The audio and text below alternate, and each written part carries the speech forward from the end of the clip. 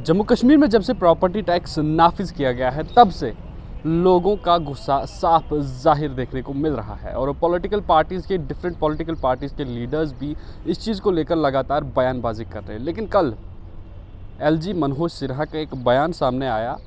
उन्होंने अपने बयान में कहा कि अगर जम्मू कश्मीर के लोग आईफोन्स ख़रीद सकते हैं, रिचार्ज के लिए इतना सारा पैसा इन्वेस्ट कर सकते हैं, एवन दो कि मोबाइल फ़ोन पे एक वीडियो देने तक के लिए पैसे दे सकते हैं, तो प्रॉपर्टी टैक्स देने में इतना बवाल क्यों?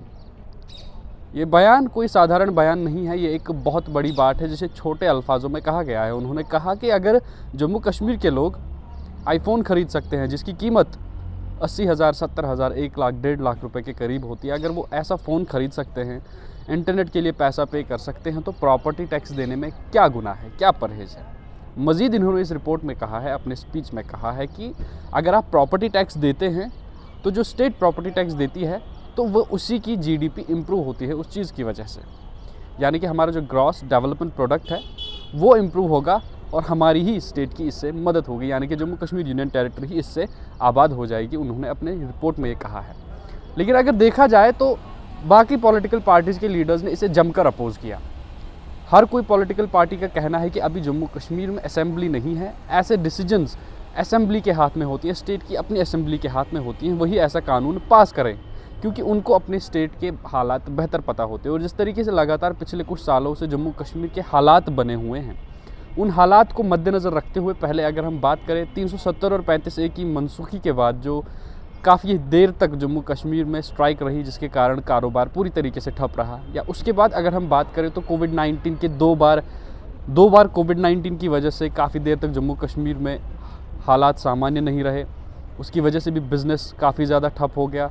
टूरिज़्म सेक्टर में भी काफ़ी ज़्यादा गिरावट देखने को मिली। हालांकि इस साल टूरिज़्म सेक्टर में कुछ इंक्रीमेंट देखने को मिली है, टूरिज़्म सेक्टर इस साल थोड़ा बूस्ट हुआ है, लेकिन ओवरऑल अगर ग्राफ देखा जाए तो जम्मू कश्मीर का जो प्रॉफिटेबल मार्केट था वो काफ़ी हद तक नीचे आ चुका है। और इसी को ज़रिया बनाते हुए यहाँ के पॉलिटिकल पार्टीज़ के लीडर्स का कहना है कि जम्मू कश्मीर को अभी कम से कम 5 से 6 सालों की ज़रूरत है अपनी इकोनॉमी को बूस्ट करने के लिए।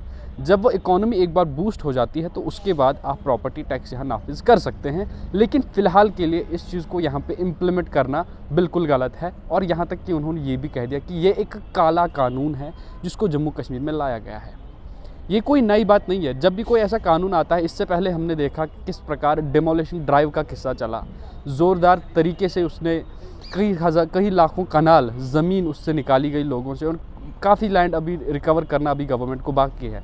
लेकिन उसके बाद जैसे ही उस चीज़ से हल्की सी राहत मिली, उसे हॉल्ट किया गया, तो यहाँ से दूसरा प्रॉपर्टी टैक्स वाला सीन सामने आ जाता है।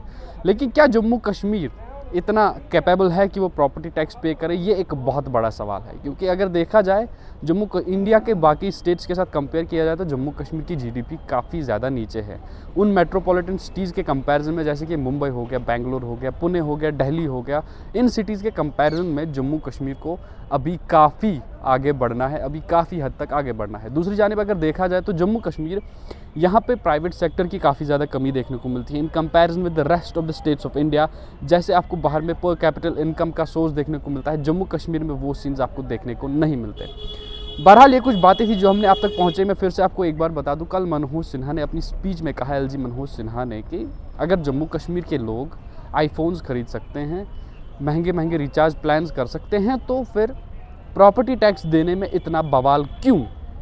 क्योंकि आईफोन की कीमत तो हम सब लोगों को पता ही है, एक प्रीमियम ब्रांड है जो आम लोग नहीं रख पाते, लेकिन फिर भी जम्मू कश्मीर के ऐसे काफ़ी लोग हैं, काफ़ी मैक्सिमाइज्ड पॉपुलेशन है जो आईफोन का इस्तेमाल करती है। तो अगर आप इतने महंगे फ़ोन का इस्तेमाल कर सकते हैं तो आप प्रॉपर्टी टैक्स क्यों नहीं दे सकते?